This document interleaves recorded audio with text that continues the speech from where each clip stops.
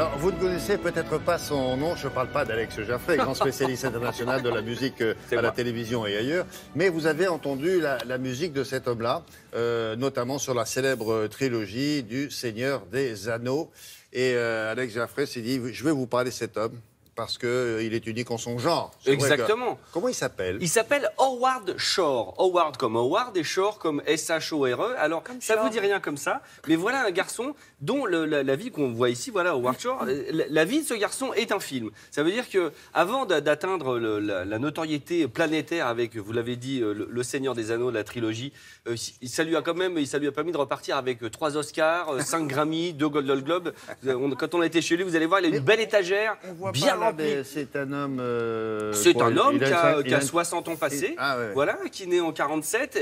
Pour tout vous dire, il a commencé sa carrière, il était le directeur musical de l'émission Saturday Night Live. Ah, bien. Oui, voilà. Et le nom, les Blues Brothers, c'est lui qui l'a inventé. C'est lui, un jour, il y a Dan Aykroyd et Belushi, les 2 comédiens, qui viennent lui dire on aimerait faire des reprises de blues comme ça.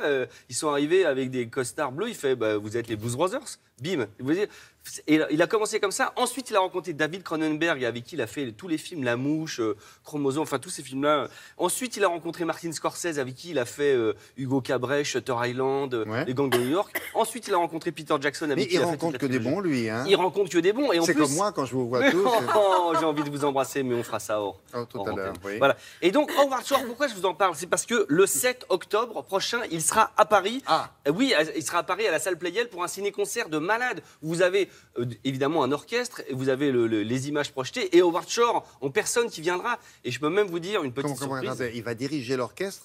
Il va diriger certaines parties du concert. Ah ouais? Voilà, exactement. Avec les images qui Avec correspondent. les images, voilà. Et pas seulement un film, mais toute sa carrière. C'est-à-dire, regardez, ça c'est l'affiche. Donc vous avez, le gars peut aussi bien faire donc Hugo Cabret que Le Seigneur des Anneaux, que Le Silence des Agneaux, que Madame Doubtfire. Vous imaginez? Il a écrit tout ça, Howard Shore. C'est ça qui est incroyable.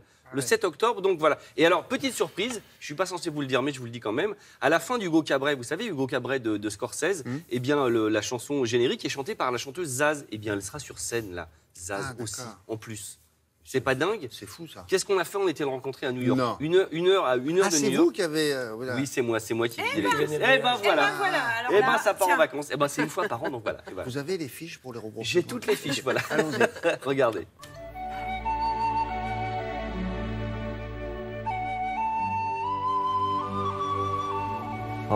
Bonjour, Ravi de vous rencontrer. merci d'être venu. Entrez. C'est votre endroit secret? C'est là où vous écrivez vos musiques, dans ce silence absolu? Oui. Quand on est arrivé chez vous, je n'aurais pas été étonné de croiser un hobbit. C'est intéressant ce que vous me dites.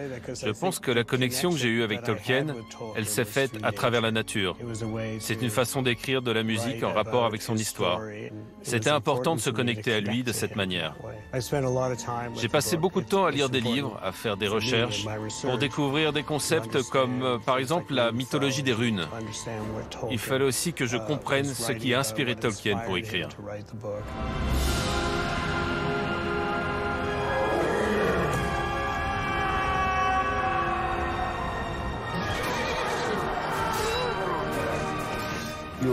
Vous écrivez sur ce bureau? Oui. Et après, vous allez vérifier au piano? En fait, j'ai tellement écrit de musique, j'en écris depuis que je suis très jeune, qu'aujourd'hui, j'intériorise la musique. C'est devenu un art très visuel pour moi. Quand je vois à quoi ça ressemble sur la partition, je sais ce que ça va rendre. Et vous voyez votre musique? Oui, je vois la musique aussi bien que je l'entends. C'est incroyable. Je crois que vous orchestrez vous-même votre musique. Oui, c'est ce que j'ai fait sur Le Seigneur des Anneaux. C'est l'expression directe de ma passion. Je ne voulais pas que d'autres se retrouvent avec des partitions, avec des notes en bas de page et des instructions pour diriger l'orchestre ou pour enregistrer.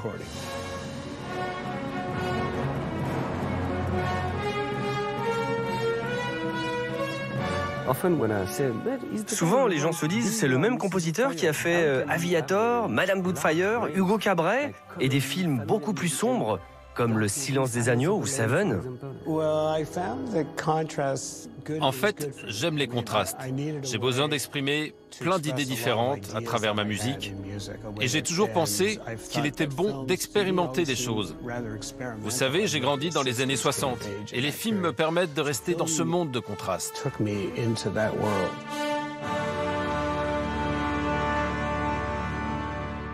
Ah, c'est formidable. Il s'est acheté une cheminée pour mettre, il en a tellement. Oui, oui, et là, il n'y a qu'un étage parce que vous avez les Golden Globes, les 3 Grammy. Sa maison ressemble à un manoir écossais, c'est bizarre. Et c'est dingue. Et que je vous le disais, on est à 1 heure de New York, c'est incroyable. Regardez, et ça, c'est les rééditions en vinyle, par exemple, de la bande originale de Crash, le film de Cronenberg. Et vous voyez les rééditions, où il est donc réédité en vinyle avec un graphiste qui fait tout un travail. Non, c'est absolument splendide. Donc, mais tout ça, c'est la rigolade. Le 7 octobre à Playel, il faut y aller. Franchement, ça va être dingue. La réservation est ouverte ou pas là? Bah, j'espère bien. Enfin, sinon, donc il est devant vous, il y a 60 musiciens. Ouais. Et derrière, et en face de lui, 75. il y a un immense écran. Il y a un immense écran, 75 plus des choristes. 75 Ouais, musiciens. exactement, c'est l'Orchestre National de l'Île-de-France qui sera là. Et si jamais d'ici là, vous avez un petit peu de temps, vous pouvez aller au festival La Musique fait son cinéma à Soisy-sous-Montmorency et qui fait un joli hommage à monsieur Michel Magne. Ah vous oui savez, les tontons flingueurs, etc.